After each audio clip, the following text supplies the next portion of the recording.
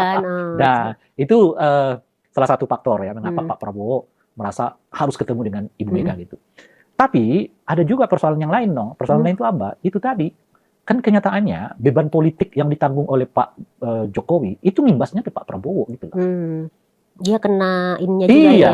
Gini, kalau kita lihat loh, di luar RUU TNI, ya di luar RUU TNI, isu politik ke Pak Prabowo itu hampir belum ada tuh. Yang ada isu ekonomi kan, PHK gitu kan, dolar kita yang kurs rupiah kita yang melemah gitu ya, bursa efek dan antara kayak gitu ya. Itu kan isu-isu ekonomi semua yang menimpa kepada Pak Prabowo. Tapi isu politiknya relatif nggak ada di luar RUU TNI loh. Gitu. Tapi isu Pak Jokowi itu mendominasi. Ini memberati kepemimpinan Pak Prabowo.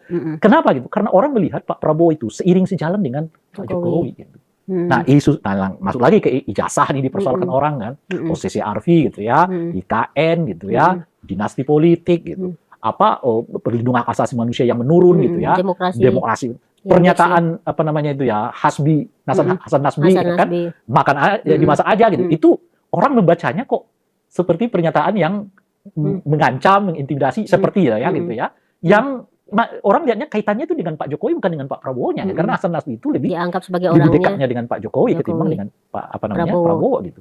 Jadi beban politik yang ditanggung oleh Pak Prabowo sekarang di luar RUU TNI itu berkaitan dengan beban politik yang dibawa oleh Pak Jokowi gitu. Di dalam konteks itulah mungkin Pak Prabowo merasa harus ada pendefinisian ulang pemerintahannya gitu loh. Terkait posisi pemerintahannya. Iya, sebab selama ia tulus kelihatan sebagai presiden bayang-bayang dari Pak Jokowi, beban politik yang ditanggung oleh Pak Jokowi itu dengan sendirinya akan meluncur kepada dirinya dan tambahan beban jadi berat, ekonomi dan politik itu. Nah, mungkin karena itulah dugaan saya nih, ini dugaan ya. PDI tanda kutip memberi semacam masukan kepada Pak Jokowi di dalam pertemuan yang kemarin itu, apa itu? De-Jokowinisasi gitu. Memberi masukan kepada Pak Prabowo ya kan, dalam pertemuan yang kemarin itu dalam apa itu de-Jokowinisasi itu.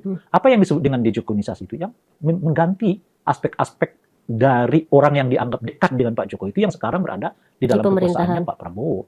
Sebab kalau enggak, ya Pak Prabowo akan kelihatan bayang-bayang dari Pak Jokowi. Oleh karena itu mungkin satu persatu harus diganti meskipun tentu tidak semuanya dalam sekaligus, bisa satu persatu dan sebagainya itu gitu. Dan boleh jadi yang arus utamanya itu adalah permintaan Kapolri segera diganti oleh Pak Prabowo gitu. Nah, karena ya mungkin ada pembicaraan mungkin ya saya nggak tahu gitu. Tapi nasihat itu menurut saya juga penting bagi Pak Prabowo. Sebab Pak Prabowo kalaupun orang melihatnya dia nggak mampu misalnya ya mengelola krisis ekonomi ini, tapi orang nggak melihat dia sebagai orang yang meruntuhkan demokrasi gitu loh kan. Kesulitannya itu adalah you nggak mampu ngelola ekonomi, demokrasi pun juga hancurin gitu. Itu orang nggak bisa terima gitu. Di saat yang samaan Pak Prabowo kesulitan menghimpun dukungan publik itu karena ada sekat politik ini gitu. Sementara dukungan politik itu dan kepercayaan terhadap pemerintahannya menjadi dasar utama beliau untuk mengelola ekonomi ini gitu. Nah ini kan sekarang mau dibilangnya begitu, ya orang mencibirnya. Dibilangnya begitu, orang mencibir. Dia buat Danantara, malah orang narik uang banyak-banyak gitu ya. MBG sekarang dikritik banyak orang. Koperasi Merah Putih dikritik juga. Karena apa namanya itu ya? Karena lagi-lagi tidak muncul kepercayaan terhadap pemerintahannya. Kenapa nggak muncul? Ya karena orang melihat dia tidak tampil sebagai dirinya. Orang melihat dia presiden bayang-bayang dari Pak Jokowi dan sebagainya. Di sinilah mungkin ya Pak Prabowo ya kan mau memperlihatkan dirinya adalah dirinya gitu ya. Dia bukan presiden yang merupakan bayang-bayang dari presiden yang sebelumnya gitu ya. Dan ya kita tentu tunggu apakah kemungkinan akan ada reshuffle dalam waktu ke depan ini berkaitan dengan apa yang kita sebutkan itu tadi gitu. Apa namanya dampak dari pertemuan tadi? Dampak dari bukan kalau soal ini menurut saya sudah ada sendiri dalam dirinya Pak Prabowo gitu loh. Selama saya kelihatan akrab terus nih dengan Pak Jokowi, ini beban politik yang di sini pindah ke saya nih gitu loh.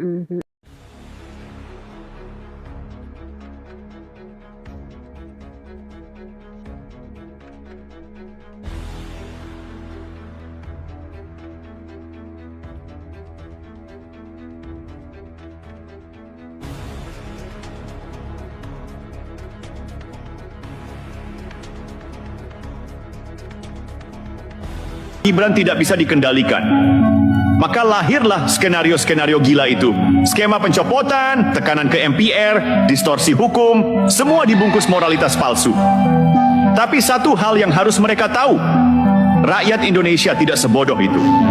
Rakyat bisa menilai, rakyat tidak akan diam.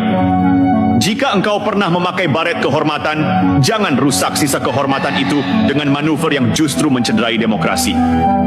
Jika dulu engkau berdiri gagah di bawah merah putih, jangan sekarang bersembunyi di balik barisan politik yang kecewa. Jika engkau pernah bersumpah setia kepada panglima tertinggi, jangan hari ini engkau melawan pemimpin sah bangsa ini hanya karena pilihanmu kalah. Negara ini tidak dibangun dengan dendam. Negara ini tidak dibangun dengan nyinyir dan frustrasi. Negara ini dibangun oleh mereka yang mau menerima kenyataan, lalu bekerja untuk masa depan. Kalau sudah kalah, ya legowo. Kalau sudah pensiun, ya hormat. Kalau masih ingin berjuang, jangan lewat jalan konstitusi yang dilanggar, masuklah lewat jalur yang sah, bukan tikungan yang licik. Rakyat Indonesia jangan hanya tahu, tapi sadar. Jangan hanya mengikuti berita, tapi pahami niat di baliknya. Kita harus tahu bahwa demokrasi itu bukan sekadar memilih, tapi menjaga pilihan itu sampai akhir. Kalau sekarang pilihan kita, Gibran diserang, maka tanggung jawab kita adalah mengawal.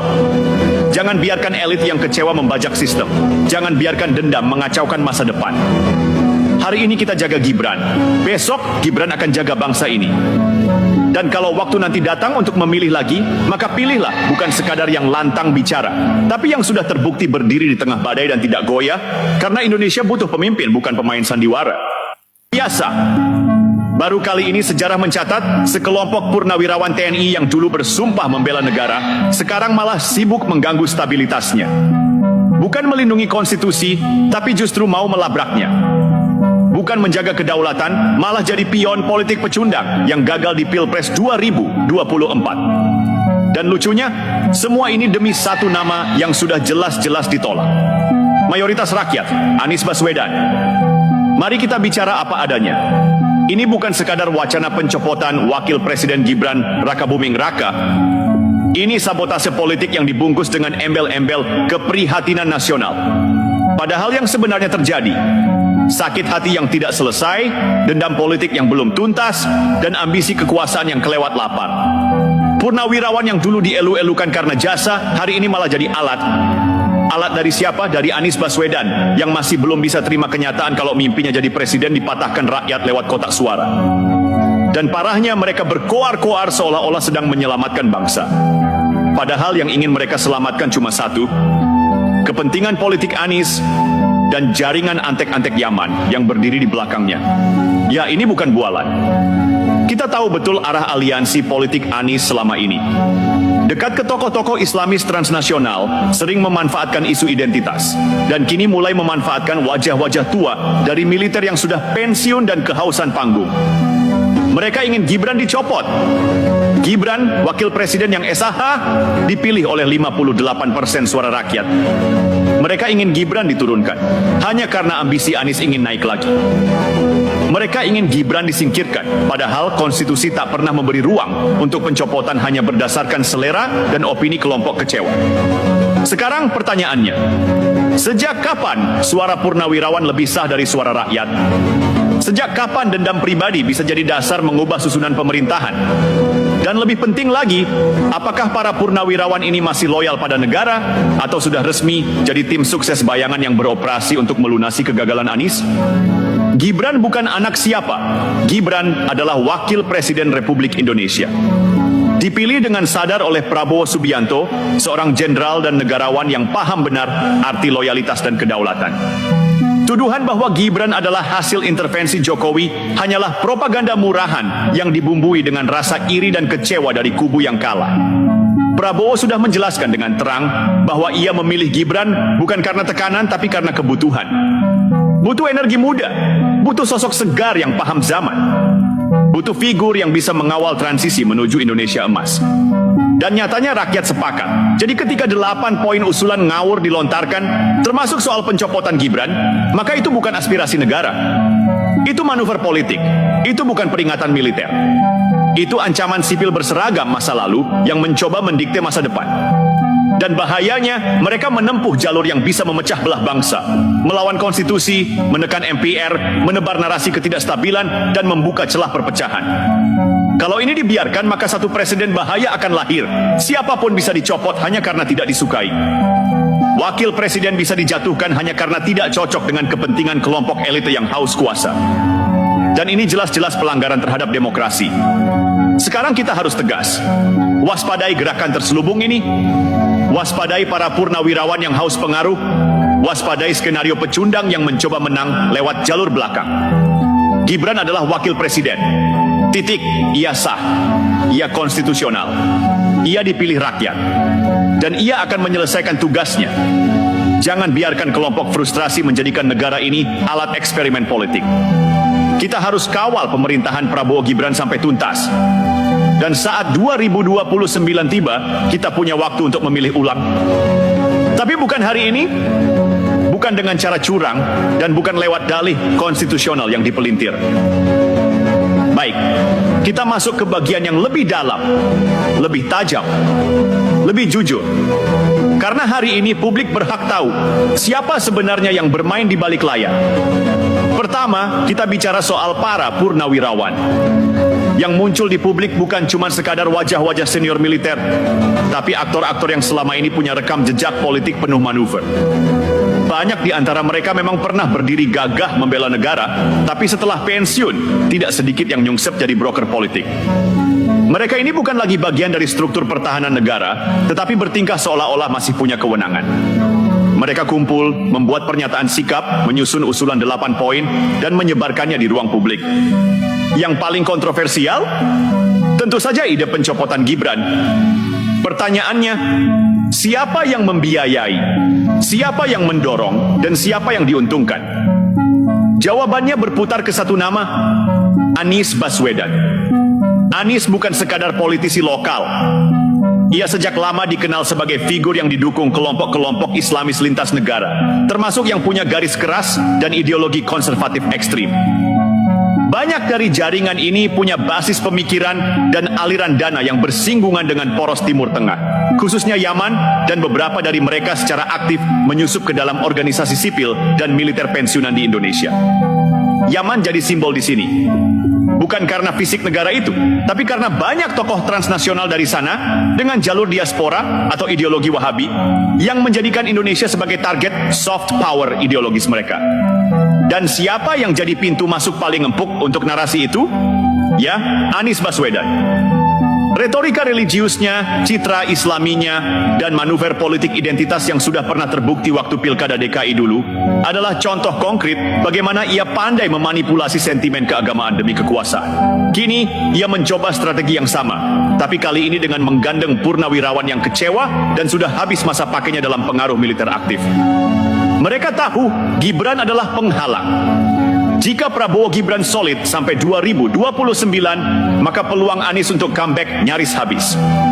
Maka target pertama mereka bukan Prabowo. Terlalu sulit, target mereka adalah Gibran. Anak muda, simbol regenerasi, dan tentu darah Jokowi yang masih mengalir. Kalau nanti kelemahanku ini kayak gini ditahu generasiku, ini akan berbahaya bagi generasiku. Tidak ada. Jadi harga diri udah nggak ada. Baru ketetapan hukum. Hukum yang melakukan kejahatan pun sudah tidak ada, kena hanya tajam ke bawah. Sehingga rakyat menjerit. Ini ketepatan di tanggal 1 ya, Hari Buruh. Bangsaku, rakyatku sebenarnya, kita nggak bisa lagi merubah ini. Kita tidak bisa menyalahkan lagi presiden, nggak bisa kita salahkan. Apapun tidak bisa salahkan. Tahu siapa yang kita salahkan sekarang? Yang kita salahkan adalah sekarang ketua partai. Jangan demo kalian kantor DPR itu nggak ada gunanya. Itu semua DPR itu boneka itu. Bahkan presiden pun bisa dibilang berbentuk boneka karena balas jasa. Yang tahu aku presiden dari dulu cuma Soekarno yang nggak pernah balas jasa. Semua itu naik. Sesudah Soeharto naik. Sesudah Soeharto siapa lagi balas jasa? Sampai sekarang. Jadi kalau katanya pun presiden kita Prabowo sekarang mau bisa menghancurkan, tidak mungkin segampang itu dia memisahkan diri dari Prabowo.